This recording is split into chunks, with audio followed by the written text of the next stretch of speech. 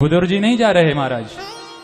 ये विदुर जी के रूप में जो कौरवों के थोड़े बहुत पुण्य बचे थे, वो पुण्य आज, वो सुकृत आज कौरवों का घर छोड़ करके बाहर जा रहा है।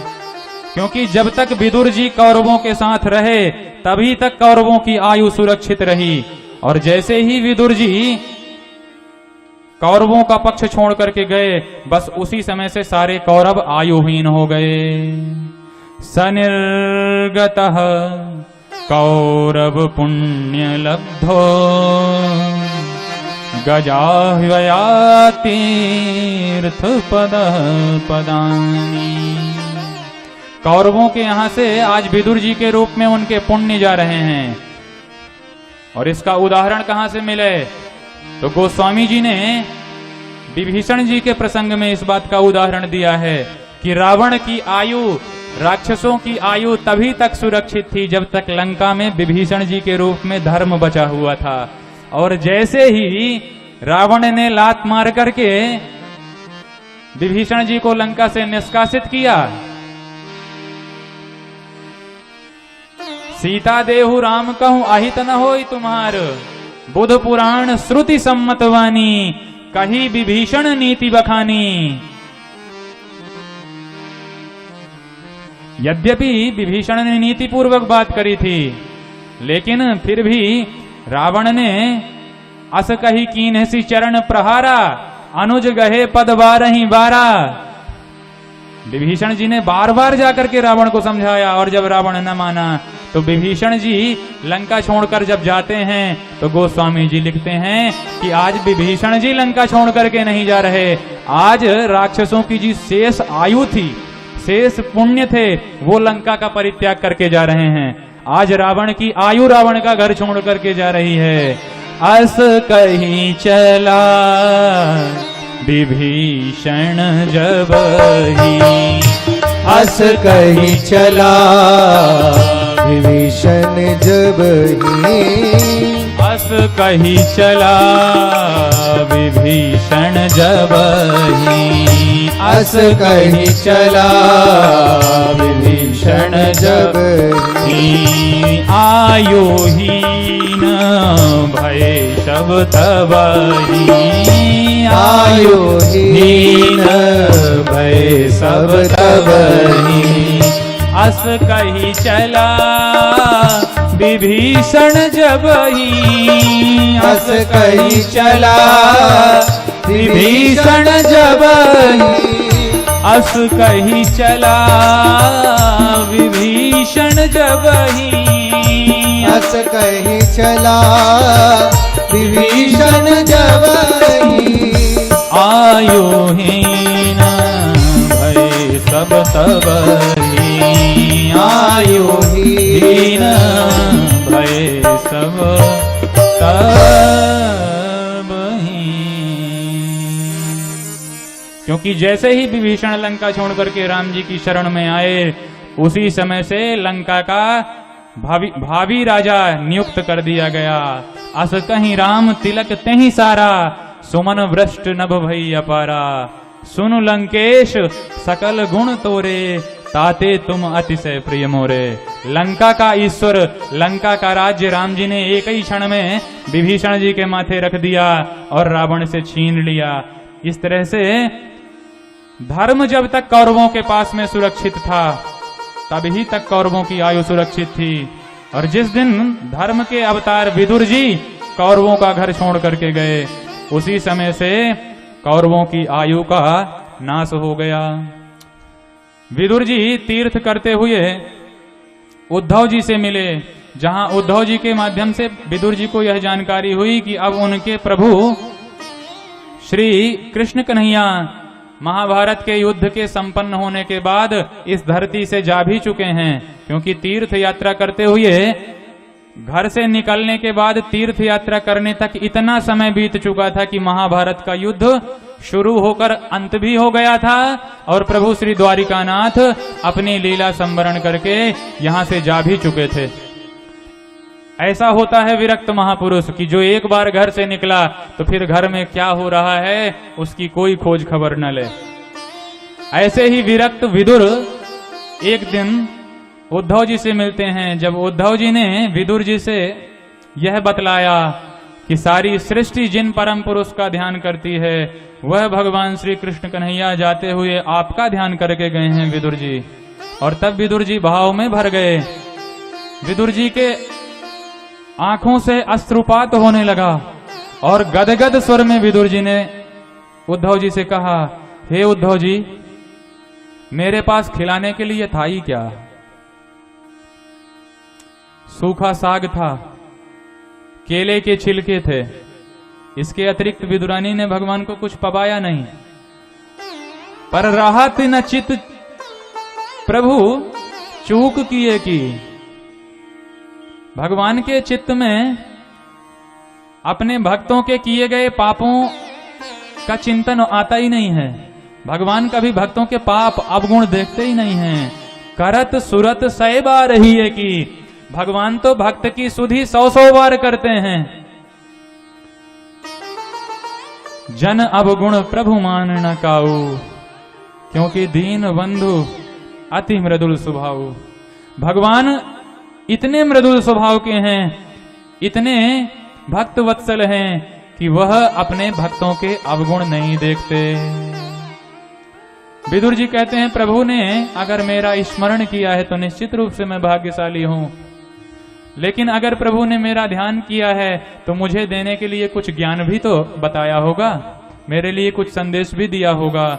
तब उद्धव जी ने कहा कि प्रभु के वियोग में मेरी तो अवस्था नहीं है कि मैं आपको कुछ ज्ञान दे सकूं, लेकिन आप यहां से जब आगे बढ़ेंगे तो आपको मैत्रेय मुनि से भेंट होगी, और मैत्रेय मुनि के माध्यम से ही आपको जानकारी होगी कि भगवान ने आपको कौन सा उपदेश दिया है, कौन सा संदेश दिया है। क्योंकि जब भगवान मुझे आपके लिए संदेश दे रहे थे तो वहां मेरे और प्रभु के अतिरिक्त मैत्रेय मुनि भी थे। तो उद्धव जी से विदा लेकर के, उद्धव जी को प्रणाम करके, भगवान के मित्र को प्रणाम करके विदुर जी आगे बढ़े। तो चलते चलते एक दिन गंगा नदी के तट पर ही विदुर जी की भेंट मैत्रेय महामुनि से हो गई, और मैत्रेय मुनि को प्रणाम करके विदुर जी ने सुंदर संभाषण प्रारंभ कर दिया। विदुर जी ने प्रश्न किया, सुखाय कर्माणि करोतु लोको न तैहि सुखम वान्यदुपारमं वा विन्देत भूयस्तत एव दुःखम् यदत्र युक्तं भगवान् वदेन्नः। हे मैत्रेय मुनि, प्राणी सुखी होने का प्रयास करता है, लेकिन प्राणी को सुख की प्राप्ति क्यों नहीं होती है? प्राणी को सच्चा सुख कब मिलेगा? तो मैत्रेय मुनि ने कहा कि भाई जहां जो होता है वहां वही प्राप्त होता है। जैसे अगर आपको भूख लगी है तो भोजन आपको भोजनालय में ही मिलेगा। अब आप विद्यालय में जाकर के और लाइब्रेरियन से कहो कि give me plate of delicious food, तो कहां से दे देगा? भाई लाइब्रेरी में पुस्तकों का काम होता है, वहां भोजन इत्यादि का कोई भी जगह नहीं है। और आप भोजनालय में जाकर के भंडारी जी से कहिए कि भंडारी जी हमको तो पढ़ने के लिए व्याकरण की लघु सिद्धांत कौमुदी दे दीजिए। तो भाई भोजनालय में भंडारा ही मिलेगा, भोजन ही मिलेगा, वहां पुस्तकें नहीं मिलेंगी। अगर आपको औषधि की जरूरत है तो उसके लिए औषधालय बनाया गया है। अगर आपको विद्या की जरूरत है तो विद्यालय बनाई गई है। अगर आपको पुस्तकों की जरूरत है तो पुस्तकालय सुरक्षित हैं, और अगर आपको भोजन की जरूरत है तो भोजनालय बनाया गया है। तो इस तरह से आलय कहते हैं घर को, तो जहां जिसका घर है वहां वही मिलेगा। ऐसे ही इस संसार को बनाते हुए भगवान ने इस संसार के ऊपर भी एक नेम प्लेट लगा करके रखी है, और उसमें इस संसार का इंट्रोडक्शन कराते हुए भगवान कहते हैं, इस संसार की परिभाषा कहते हैं, इस संसार की डिफिनेशन देते हैं कि the world is the house of sadness only. Gita में भगवान इसी बात को कहते हैं कि संसार क्या है, तो कहते हैं दुखालयम अशाश्वतम। संसार दुख का घर है, संसार अशाश्वत है। तो जो दुख का आलय है, दुख का घर है, उस संसार से हम सुख की कामना करते हैं तो कैसे प्राप्त हो जाएगा भाई? दुख के घर में दुख ही मिलेगा, सुख कहां से मिल जाएगा? तो फिर सुख कहां से मिले? तो मैत्रेय मुनि कहते हैं कि सुख की प्राप्ति के लिए तो जो सुख का आलय है, जो सुख का सागर है, उस सागर से जुड़ना पड़ेगा। और सुख के निधान, सुख के ग्राम, सुख के धाम, आनंद के सिंधु तो केवल मुरली मनोहर घनश्याम हैं, केवल राघवेंद्र सरकार श्री राम हैं। जो आनंद सिंधु सुख राशि, जो आनंद सिंधु सुख राशि, जो आनंद सिंधु सुख राशि, जो आनंद सिंधु सुख राशि। सी करते त्रैलोक सुपासी, सी करते त्रैलोक सुपासी। सो सुख धाम राम असनामा, सो सुख धाम राम रस नामा। सो सुख धाम राम असनामा, सो सुख धाम राम रस नामा। अखिल लोक दायक विश्रामा, अखिल लोक दायक विश्रामा। जो आनंद सिंधु सुख राशि, जो आनंद सिंधु सुख राशि। सी करते त्रैलोक सुपासी, सी करते त्रैलोक सुपासी। इसलिए आनंद तब प्राप्त होगा जब भगवान से जुड़ेंगे। और भगवान से जुड़ने के लिए किया क्या जाए? तो प्रेम से भर करके यदि भगवान को पुकारा जाए तो वे हरि हमको स्वयं से जोड़ ही लेंगे। तो आइए भगवान के नाम का स्मरण भाव में भर करके करें और उसके बाद आगे की कथा का श्रवण करेंगे। श्री कृष्ण गोविंद हरे मुरारे, हे नाथ नारायण वासुदेव। श्री कृष्ण गोविंद हरे मुरारे, हे नाथ नारायण वासुदेवा। तुम्हीं हमारे प्रभु सहारे, तुम्हीं हमारे प्रभु सहारे। प्रभु हमारे तुम ही सहारे, प्रभु हमारे तुम ही सहारे। हे नाथ नारायण वासुदेव, हे नाथ नारायण वासुदेवा। हे नाथ नारायण वासुदेव, हे नाथ नारायण वासुदेवा। श्री कृष्ण गोविंद हरे मुरारे, हे नाथ नारायण वासुदेव। श्री कृष्ण गोविंद हरे मुरारे, हे नाथ नारायण वासुदेवा। गोपाल हूँ मैं तेरे सहारे, गोपाल हूँ मैं तेरे सहारे। गोपाल हूँ मैं तेरे सहारे, गोपाल हूँ नंदलाल तेरे ही द्वारे, नंदलाल आया तेरे ही द्वारे। नंदलाल आया मैं तेरे द्वारे, नंदलाल आया मैं तेरे द्वारे।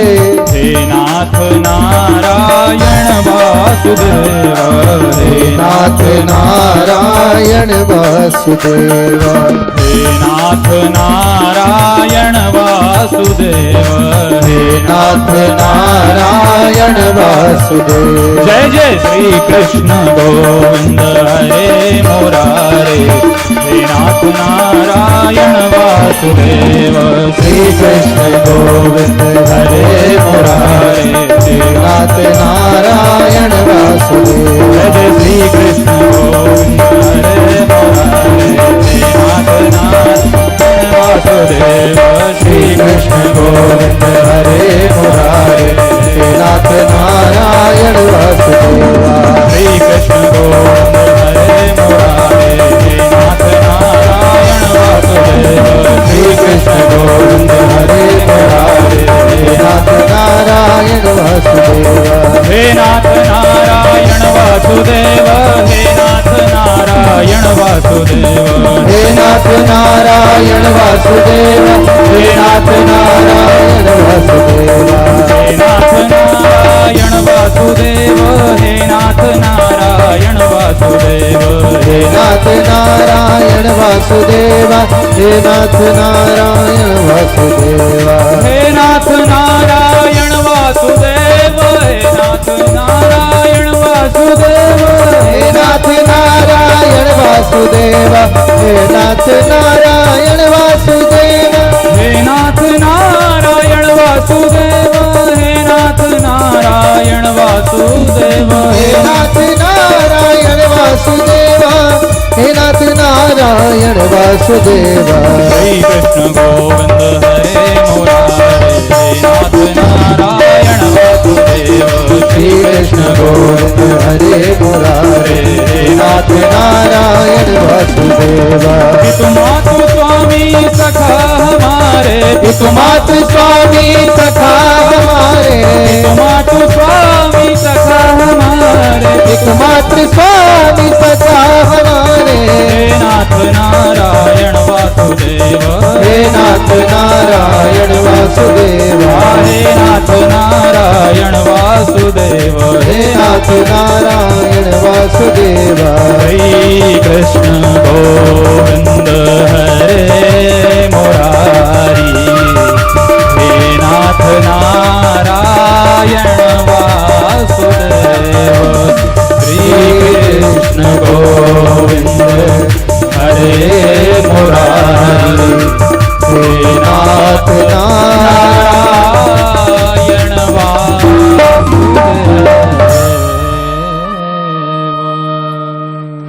बोल भक्त वत्सल भगवान की जय कृष्ण कन्हैया लाल की जय तो इस तरह से हमें आनंद की प्राप्ति तभी होगी जब आनंद के धाम से हमारी मिलनी होगी। जब हम आनंद स्वरूप भगवान श्री सच्चिदानंद का ध्यान करेंगे तो निश्चित रूप हम सुख के सागर में ही निमज्जित हो जाएंगे।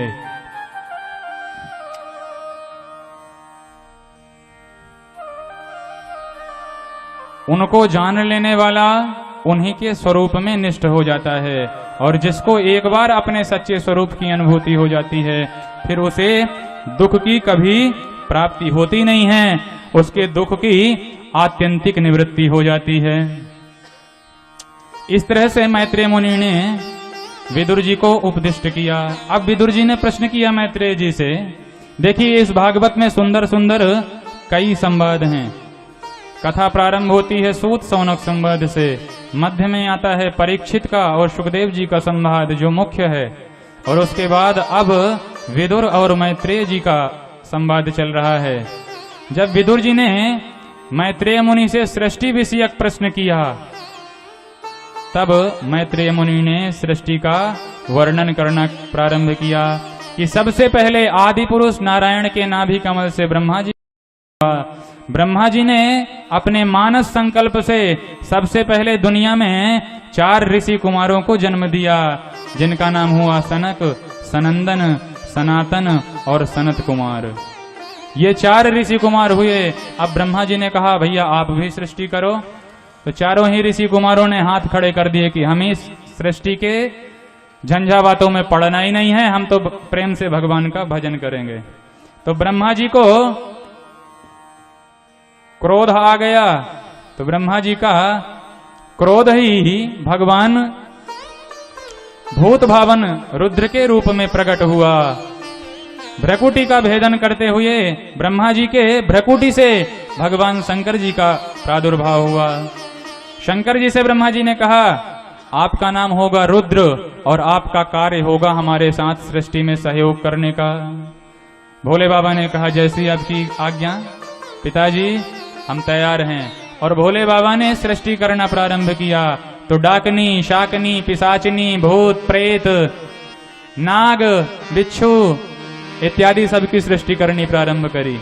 अब ब्रह्मा जी दिन में जो सृष्टि करते हैं, तो भोले बाबा की सृष्टि रात में ब्रह्मा जी की बनाई सृष्टि को खा जाती है, क्योंकि भोले बाबा की सृष्टि है भूत प्रेत की। ब्रह्मा जी ने कहा, बस करो, अब आपसे हमको सृष्टि कराना ही नहीं है। तो भोले बाबा ने कहा, ठीक है। तो भोले बाबा भगवान के भजन में मस्त हो गए और ब्रह्मा जी एक बार पुनः व्यस्त हो गए। अब की बार ब्रह्मा जी ने पुनः सृष्टि करना प्रारंभ किया। तो 10 ऋषियों को जन्म दिया, मरीचि, अत्रि, अंगिरा, पुलस्त्य, पुलह, क्रतु, भृगु, वशिष्ठ, दक्ष और देवर्षि नारद। ये ब्रह्मा जी के 10 संतानें हुई, जिनको ब्रह्मा जी ने मनोपूर्वक, अपने मनोरथ पूर्वक उत्पन्न कर दिया। आगे सृष्टि करना प्रारंभ किया तो अपने छाया से कर्दम ऋषि को प्रकट किया। वाम अंग से एक देवी जी प्रकट हुई जिनका नाम हुआ शतरूपा। दक्षिण अंग से एक पुरुष प्रकट हुए जिनका नाम हुआ मनु। और इन्हीं मनु और शतरूपा से इस सारी सृष्टि का विस्तार आगे चल करके हुआ। इसीलिए हम सब मानव कहे जाते हैं, क्योंकि मनु की संतान है हम सब, इसीलिए मनुष्य कहे जाते हैं। मानव मात्र मनु महाराज की ही संतान है। औत्पत्य सिद्धांत के अनुसार जैसे दनु, इला, काष्ठा, सुरसा इत्यादि जो कश्यप ऋषि की पत्नियां थी, उनसे दानवों की उत्पत्ति हुई। तो दनु की संतान कहलाए दानव, ऐसे मनु की संतान हुई मानव। अब जो हमको मनुवादी कहते हैं, जो हमको मनु महाराज का समर्थक कहते हैं, वो स्वयं किस दल के समर्थक हैं, खुद वो लोग विचार करें भाई। क्योंकि मनुष्य मात्र मनु महाराज की संतति है। और मनु महाराज ने जिस धर्म का निरूपण किया है, अगर उस धर्म को व्यवस्थित रूप से अपने जीवन में उतार लिया जाए तो आज भी सृष्टि में राम राज्य की स्थापना हो सकती है, क्योंकि मनु महाराज के वंश में ही राम जी का अवतार हुआ। स्वयंभुव मनु अरु सतरूपा, जिनते भई नर सृष्टि अनूपा। इसलिए मनु महाराज से इस सृष्टि का विस्तार हुआ। एक बार मनु महाराज ब्रह्मा जी के पास में आकर के ब्रह्मा जी से कहते हैं कि पितामह, हम सृष्टि तो करें पर हमारी सृष्टि टिकेगी कहाँ, क्योंकि दैत्यराज हिरण्याक्ष पृथ्वी का ही हरण करके ले गया है। पृथ्वी को ही उठा करके भाग खड़ा हुआ। अब हम सृष्टि करें तो करें किस पे। तब ब्रह्मा जी की चिंता करते हुए ब्रह्मा जी ने चिंतन करना प्रारंभ किया। तो चिंता करते हुए छींक आ गई, और ब्रह्मा जी को जैसे ही छींक आई तो ब्रह्मा जी की छींक से ही, ब्रह्मा जी के ही मुख से भगवान नारायण का वाराह रूप में प्रथम अवतार हो गया। बोल वाराह भगवान की। और उन्हीं वाराह भगवान ने हिरण्याक्ष का वध करके पृथ्वी को उसके व्यवस्थित स्थान पर हिरण्याक्ष के चंगुल से छोड़ा करके व्यवस्थित किया। और इस तरह से हिरण्याक्ष का अंत हुआ। यह हिरण्याक्ष और हिरण्यकश्यपु कश्यप ऋषि के दिति नामक पत्नी से उत्पन्न हुए प्रथम पुत्र हैं। हिरण्यकश्यपु और हिरण्याक्ष ये असंयम से प्रकट हुए थे, दिति जी के असंयम से प्रकट हुए। इसलिए इन्होंने राक्षसी स्वभाव को प्राप्त किया, जिनके आतंक से सारी सृष्टि कांपती थी। उसमें बड़ा था हिरण्याक्ष, छोटा भाई था हिरण्यकश्यपु। एक बार हिरण्याक्ष दिग्विजय करने के लिए निकला, तो जब उसे अपनी टक्कर का कोई योद्धा न मिला तो पृथ्वी ही चुरा ली, और तब पृथ्वी का रक्षण करने के लिए भगवान नारायण ने वाराह अवतार लिया और हिरण्याक्ष का अंत किया।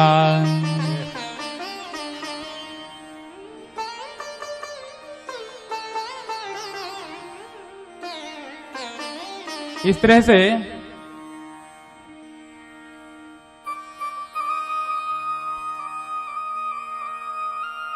इस मानुषी सृष्टि का विस्तार होना प्रारंभ हुआ। जब वाराह भगवान ने पृथ्वी की रक्षा करी, तब देवताओं ने वाराह भगवान का स्तवन भी किया था। मैत्रेय मुनि कहते हैं कि सभी देवता भगवान को ही विश्व का एकमात्र कारण बता करके भगवान को प्रणाम करते हैं, क्योंकि भगवान ने पृथ्वी को अनाचार से बचाया, देवताओं को सुरक्षित किया, इसलिए देवता भगवान को कृतज्ञता पूर्वक प्रणाम करते हैं और कहते हैं नमो नमस्ते खिल यज्ञ तंतवे स्थितौ गृहीता मल सत्वमूर्तये दिष्ट्या हतोऽयं जगतामरुन्तद् स्वपाद भक्त्या वयमीश निर्वृता। हे प्रभु, जगत के एकमात्र कर्ता धर्ता आप ही हो। नमो नमस्ते अखिल यज्ञ तंतवे। सारे कर्म जो पृथ्वी पर हो रहे हैं उनके तंतु, उनके संचालक आप ही हैं, इसलिए आपको नमस्कार है। और ऐसा कह करके सभी देवताओं ने, मनु महाराज ने भगवान का स्तवन किया। जब पृथ्वी अपने स्थान पर व्यवस्थित हो गई, तब अब की बार मनु महाराज ने पुनः सृष्टि करना प्रारंभ किया। तो मनु महाराज ने 5 संतानों को जन्म दिया। आकुति, देवहूति, प्रसूति, ये मनु महाराज की 3 बिटियां हुई, और मनु महाराज के 2 पुत्र हुए, प्रियव्रत और उत्तानपाद। प्रियव्रत और उत्तानपाद बेटा, आकुति, प्रसूति, देवहूति बिटिया, और इन्हीं से सारी सृष्टि का विस्तार होना प्रारंभ हुआ। सबसे पहले सुखदेव महामुनि मनु महाराज के मंझली बेटी देवहूति का चरित्र श्रवण कराते हैं, और देवहूति का चरित्र श्रवण कराते हुए कहते हैं कि मनु महाराज की जो दूसरी बेटी थी देवहूति, मंझली बेटी, वो सर्वांग सुंदर थी, अद्भुत कांति थी उनके श्रीमुख पर। उनका विवाह मनु महाराज ने ब्रह्मा जी के पुत्र करदम जी से किया, पर करदम जी ने विवाह करते हुए एक शर्त रख दी कि जब विवाह होगा वैसे ही हम बाबा जी बन जाएंगे। तब मनु महाराज ने कहा कि देखिए, हम आपका विवाह अपनी बिटिया से करेंगे, चाहे आप इसके लिए कुछ भी शर्त रख दो। तब तो मनु महाराज ने करदम जी को अपनी बिटिया देवहूति सौंप दी। बाबा जी तो विवाह होते ही समाधि लगा करके बैठ गए। अब जो नवयौवना देवहूति हैं वो अपना पूरा श्रृंगार धारण किए हुए हैं, लेकिन जब पति देव ही समाधि में है तो फिर श्रृंगार की क्या आवश्यकता। तो उन्होंने भी अपना श्रृंगार उतार दिया और पति की सेवा में संलग्न हो गईं। जब कई वर्षों बाद करदम जी की समाधि टूटी तो अपने आगे एक डोकरी को, एक बुढ़िया को टहलते हुए पाया। तो करदम जी ने हाथ जोड़ करके कहा, देवी जी आपका परिचय, आप कौन हैं, हमारी कुटिया में क्या कर रही हैं। तब देवहूति ने कहा, वाह महाराज, ऐसे समाधि में गए कि अपनी पत्नी भूल गए आप। अरे मैं महाराज देवहूति हूं, आप इतने दिनों से समाधि में थे तो विवाह के बाद मैंने ही आपकी देखरेख, आपकी सेवा की है। और जैसे ही मनु महाराज को दिए गए वचन का याद आया, दिए गए वचन की स्मृति आई, तो करदम जी का चित्त आह्लादित हो गया कि वाह देवी, दुनिया में अगर सबसे प्यारा कुछ होता है तो अपना शरीर होता है, और अपने शरीर को आपने बिल्कुल भी चिंतन न किया, अपने शरीर का बिल्कुल भी ध्यान नहीं रखा। आपने अपना शरीर मेरी सेवा में खपा दिया, इसलिए मैं आज आपकी सेवा से बहुत प्रसन्न हूँ।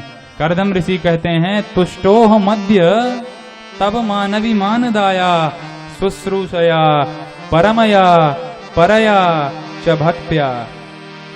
मैं आपकी सेवा शुश्रूषा से बहुत प्रसन्न हूँ, क्योंकि यो देहिनाम अय अतीव सुहृत्सु देहो नावेक्षितः समुचितः क्षपितुम मदर्थे। जो शरीर प्राणी को सबसे ज्यादा प्यारा होता है, उस शरीर की भी आपने परवाह नहीं की। इसलिए हे देवी, मैं आपकी सेवा से प्रसन्न हूं, मांगो क्या वर मांगती हो। तब देवहूति ने कहा, हे स्वामी, गृहस्थ का सबसे बड़ा आनंद होता है पुत्र पौत्रादिकों से। अगर घर में पुत्र पौत्रादिक खेलते हैं तभी गृहस्थ की शोभा है।